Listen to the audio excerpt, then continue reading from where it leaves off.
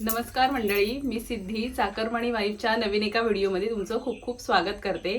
तर आज आपण बनवणार आहोत चुलीवरची भेळ. आणि ही चुलीवर भेळ माझी आई बनवणार आहे आणि ती कशी बनवणार आहे, त्यासाठी काय काय साहित्य लागणार आहे ते ती आता सांगेल आपल्याला. तर चला बघूया. मी आता चुलीवरची चुरमुऱ्याची सुकी भेळ बनवतोय. त्याच्यासाठी मी पहिले चुरमुरे घेतलंय, त्याच्यानंतर शेंगदाणे, ही डाळ हरभऱ्याची, फरसाण, तेल, राई, मीठ, हळद, लाल तिखट आणि कढीपत्तो. कढई तापली, आता मी तेल टाकते. त्याला लई नाही लागणार. त्यात मी शेंगदाणे भाजून घेतले.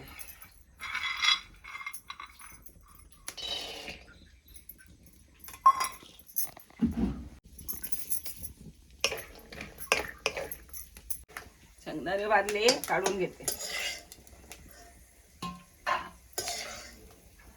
याचे फुटत भाजले गेले. डाळ भाजून घेते.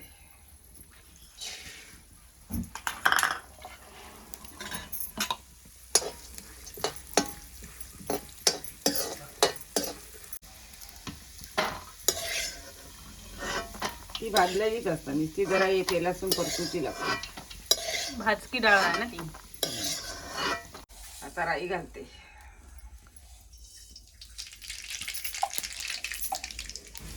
कढीपत्तो,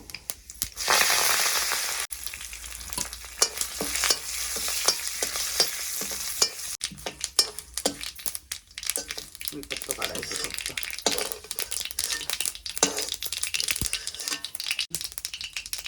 लाल तिखट, हिरवे मसालो,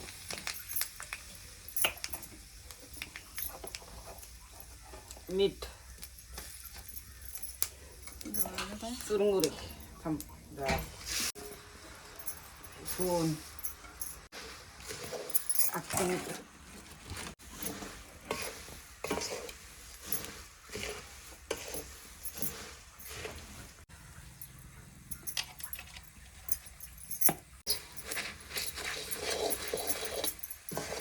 हे आता चांगला मिक्स करून घेतलंय. आता त्याच्यात हे सगळं ओततोय. भाजलेला ना सगळं? भाजलेला होते त्याच्यात. एकदम सगळा करपाता म्हणून तर भाजून आधी काढू करा.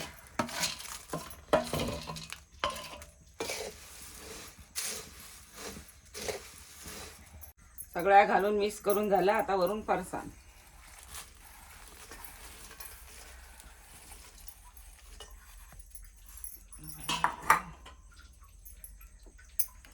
हा सगळा मिक्स करूया.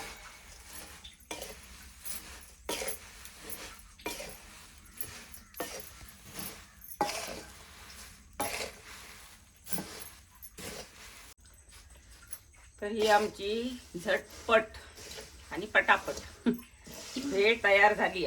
पटकन होता ही, एका वेळ लागणार नाही. पटापट होता ही. पाहुणे इथे तरी देऊची असली, नाश्ता बिष्टा तरी भेळ देऊ शकतो.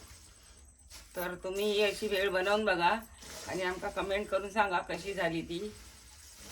लाईक करा, शेअर करा, सबस्क्राईब करा आणि बाय.